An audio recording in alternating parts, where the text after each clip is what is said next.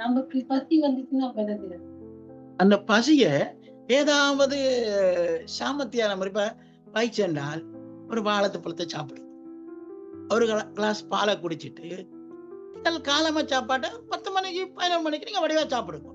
அந்த வாழைப்பழத்தை பெருமாள் இதைத்தான் சொல்றேன், நீ 2 நேரம் சாப்பாடா மாத்து. அப்படி மாத்தாமதே காலமேல பசிச்சால் ஒரு வாழைப்பழத்தை பாலுக்கு ஒட்டி சாப்பிட்டு சமைச்சு 10 மணிக்கு 11 மணிக்கு சாப்பிட்டால் அப்புறம் அது கணக்காக 5 மணித்தியாலம் 6 மணித்தியாலம் சைமாற முடிய பசிக்கும். 6 மணிக்கு 6-7 மணிக்குள்ள சாப்பிட்டா சரி. அப்ப நீங்கள் அப்படி பசிக்கின்ற நேரத்துல இந்த பிஸ்கட் அதுகள் மா பதார்த்தங்கள் இனிப்பு பதார்த்தங்களை விட்டுட்டு இயற்கையான இனிப்பை தரக்கூடிய வாழைப்பழம் பால் இதுகளை நீங்கள் அப்படி பசிக்கிற நேரத்தில் எடுக்கலாம். மற்றது இந்த மலேசியாவில் உள்ள பெரிய ஒரு குறைபாடு, நான் இதை என்னுடைய விமர்சனத்துக்காக நான் உங்களுக்கு சொல்லவில்லை, தயவு செய்து பொலிஸ் பண்ணி வெள்ளையா கிடக்கின்ற எண்ணெய் வகையிலே நீங்கள் பாவிக்க வேண்டாம், வெள்ளை அரிசி வகையை நீங்கள் பாவிக்க வேண்டாம். தவிட்டு சத்துள்ள ஆகாரங்களை 2 நேரம் எடுத்துண்டு வாங்க. அப்படி வாழ்ந்தால் இருதய வருத்தத்திலிருந்து நாங்கள் காப்பாற்றப்படுவோம், டயபிட்டிஸ்ல இருந்து அதை குறைக்க முடியும். நாங்கள் இவங்களோட வீட்லயே அன்னைக்கு பார்த்தேன், வெள்ளையரிசி தான் எல்லாரும் போட்டு சாப்பிடுறீர்கள். நான் ரொம்ப கவலைப்பட்டேன், நானும் வெள்ளை தான் சாப்பிட்றேன், அதுவுமே தான் கவலை தானே. நான் அங்க உண்மையில தவிட்டு சத்துள்ள ஆகாரம் தான் எடுக்கிறேன், நான் உள்ள போய் பேசல. நான் சில போல 1 நேரம் சாப்பிடுவேன், சில போல 2 நேரம் சாப்பிடுவேன். ஆனால் தவிட்டு சத்துள்ள ஆகாரத்தை தான் முக்கிய கவனம் செலுத்துவேன். அப்ப அப்படி நீங்களும் அதை நீங்கள் நல்லா சந்தோஷமா இருக்கத்தானே விரும்புறீர்கள், 6வது நோயோட இருக்க விரும்புகிறீர்கள் இல்லத்தானே. அப்ப அந்த நோயற்ற வாழக்கூடிய நல்ல உணவை என்னைக்குமே குழந்தை பிள்ளைகளுக்கும் சரி, ஆரோக்கிய அருளமுதம் ஒன்று ஒரு நூல். இந்த நூல் வள்ளல் பெருமானாருடைய திருவருப்பாவுடைய உரப்பகுதியை தழுவி எழுதப்பட்ட நூல். அந்த ஆரோக்கிய அமுதம் என்ற அந்த நூல் தமிழ்நாட்டு அரசாங்கத்தால விருது பெற்ற நூல். அந்த நூலை நான் படித்து கொண்டிருக்கும் பொழுதுதான் அந்த நூல் சொன்ன விடயம், எதையும் துப்புரவான எதையும் சாப்பிட்டாது. கரெக்ட் சாப்பிட போறியோ தோலையில கழுவி போட்டு சாப்பிடு.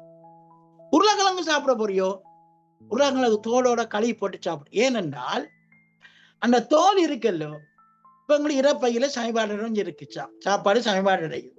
சமீபாடு அடைஞ்ச பிற்பாடும் இப்ப நாங்கள் தொட்டிய வடிவா கழுவுற மண்டி வைங்க, தொட்டிக்க கொஞ்சம் தண்ணியான வடிஞ்சு நிற்குமோ நிற்காதோ, நிற்கும் தானே.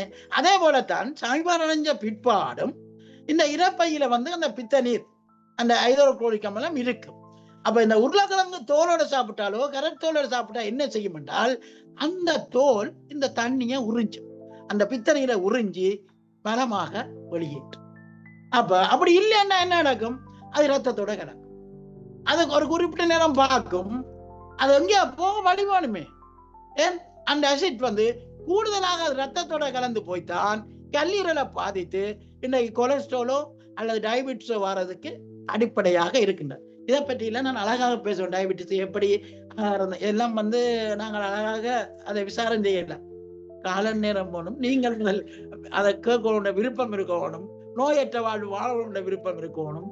ஆனால் ஒன்று மட்டும் நான் உங்கள் மீது வைத்திருக்கின்ற உண்மையான அன்பு, நான் ரொம்ப சகசமா எல்லோரும் புழங்கக்கூடியவன். ஆகவே நீங்கள் தயவு செய்து உங்களுடைய ஆகாரத்தை கோரன் ஐட்டமாக தவிட்டிச்சத்த ஆகாரமாக மாற்றுங்கள்.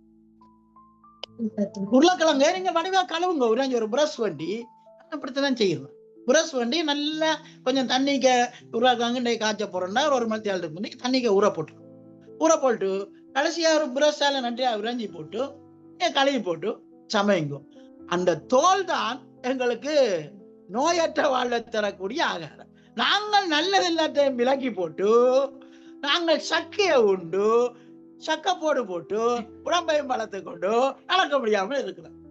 வெள்ளச்சத்துள்ள ஆகாரம் இல்லாம உடம்பை பெருக்கும். போய் உங்கள் மீது வச்சிருக்கின்ற அன்பினே நீங்கள் வாழணும்.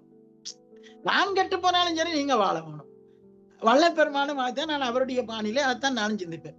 நீங்கள் வாழ வேண்டும், மரணம் இல்லாமல் வாழ வேண்டும். எல்லாருமே இந்த உலகம் மனித பிரவியத்த ஆன்மாக்கள் மரணம் இல்லாமல் வாழ வேண்டும் என்றால் தவிட்டு சத்துள்ள ஆகாரத்துக்கு முன் பிள்ளைகளை கூட அதான் கொடுக்கும்.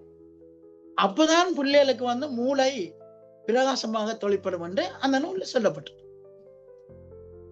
சும்மா எதையுமே நான் பொய்யாக சும்மா விதைச்சுக்கிட்டு போக மாட்டேன். என்னுடைய நோக்கம் அது இல்லை. நீங்கள் இப்ப இந்த விசாரத்துல 100% சில கருத்துக்களை சொன்னால் உங்களோட 20% என்றாலே நீங்கள் உள்வாங்கி நடைமுறைப்படுத்துகிறோன்னு எனக்கு தெரியும். அப்படி இல்லாட்டி இந்த விசாரத்துல பலன் இல்லையே. ஐயா அப்ப 20% பிறகு இனிய பயன் வந்தால் பிறகு விசாரணை செய்யப்படுறது இன்னொரு 20%.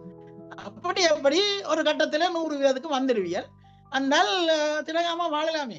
இப்ப இந்த வீட்டை வேண்டி இருக்கிறோம். இந்த வீட்டுல இருந்து அனுபவிச்சதானே இந்த வீட்டின் பெருமதி. நாங்கள் உழைச்சு வெந்து நொந்து வேர்வை சிந்தி இந்த வீட்டை வட்டி போட்டு விட்டுட்டு போலாமோ?